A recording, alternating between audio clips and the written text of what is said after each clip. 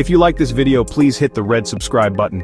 So, a heat wave is not merely a string of hot summer days, it's actually a period of excessively hot weather, often with high humidity, unusual for a place and time of year. Think of it as a meteorological siege. The air becomes a heavy, suffocating blanket that refuses to lift day or night. This relentless heat pushes the boundaries of what humans can endure. It's deceptively dangerous. Unlike a hurricane or a flood, a heat wave is silent and invisible. It creeps into homes and overwhelms communities before we realize how bad it is. The sun becomes a threat. Heat affects the body. Prolonged exposure turns into a battle for survival. Sweating, our cooling mechanism, can be overwhelmed. Heat illnesses escalate: heat exhaustion, heat stroke, organ failure, and brain damage. Nighttime relief matters. When nights stay hot, bodies can't recover. The elderly, the very young, people with pre-existing health conditions, they suffer first.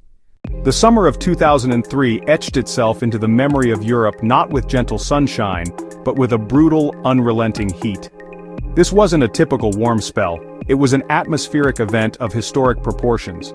Beginning in late July and peaking in the first 2 weeks of August, a massive and stagnant high-pressure system settled over Western and Central Europe.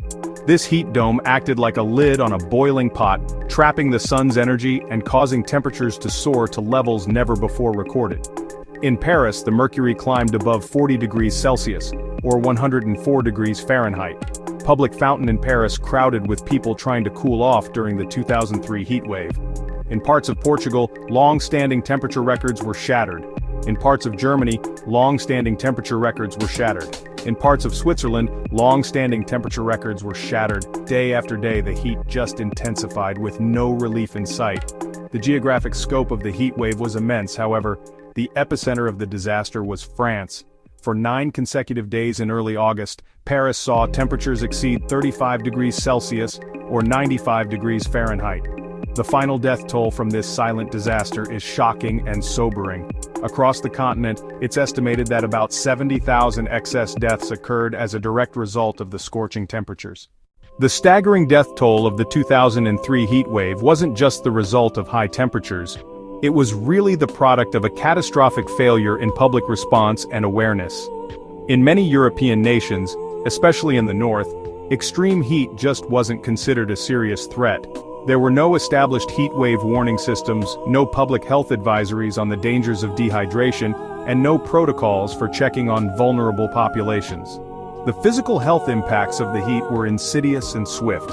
Heat stroke was a primary cause of death, happening when the body's core temperature rises above 40.6 degrees Celsius, or 105.1 degrees Fahrenheit, leading to a shutdown of the central nervous system and multiple organs. If you like this video, please hit the red subscribe button. Dehydration was another major killer. Urban design played a critical and deadly role. Cities naturally create urban heat islands where concrete and asphalt absorb and retain way more heat than natural landscapes. This effect was magnified in the dense, historic centers of many European cities. Apartments on the top floors of older buildings, often lacking insulation or air conditioning, became inescapable heat traps. Furthermore, a critical social and cultural failure made the crisis even worse. The heat wave peaked in August, a traditional holiday month across much of Europe. In the immediate aftermath of the heat wave, as the temperatures finally broke and, the staggering death toll came into focus, a wave of shock and grief washed over Europe. The initial response was honestly one of disbelief. How could a modern, wealthy continent suffer such a catastrophic loss of life from something as seemingly benign as hot weather? Governments, especially in France, faced intense public scrutiny and anger. The health minister was forced to resign amidst accusations of negligence and a slow response. The grim spectacle of refrigerated trucks being used as temporary morgues right in the heart of Paris became a powerful and honestly shameful symbol of the state's failure to protect its citizens. This was a national trauma that demanded answers and accountability. As the recriminations flew, governments and public health agencies scrambled to understand what had gone so terribly wrong. Emergency services, which had been completely overwhelmed, provided harrowing accounts of discovering victims who had been deceased for days in overheated apartments.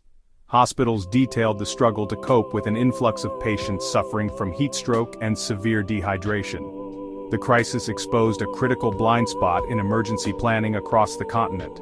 Across Europe, inquiries were launched, scientific studies were commissioned to dissect every aspect of the failure.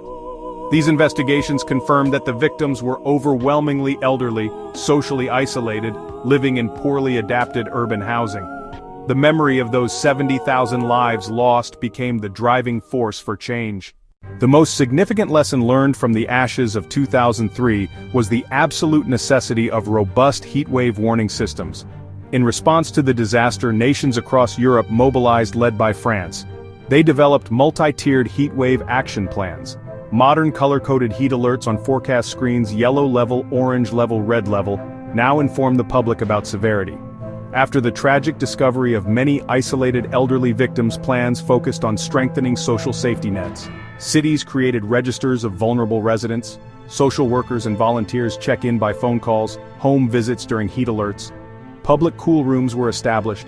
Air-conditioned refuge urban planning began to incorporate climate adaptation, green roofs, planting more street trees to provide shade, creating parks, adding water features to cool cityscapes. Climate change is relentless. Future heat waves will be more intense and frequent. Record-breaking temperatures in recent summers remind us the goalposts are shifting. The memory of 70,000 who perished is a permanent reminder of our vulnerability and moral imperative to act. If you like this video, please hit the red subscribe button.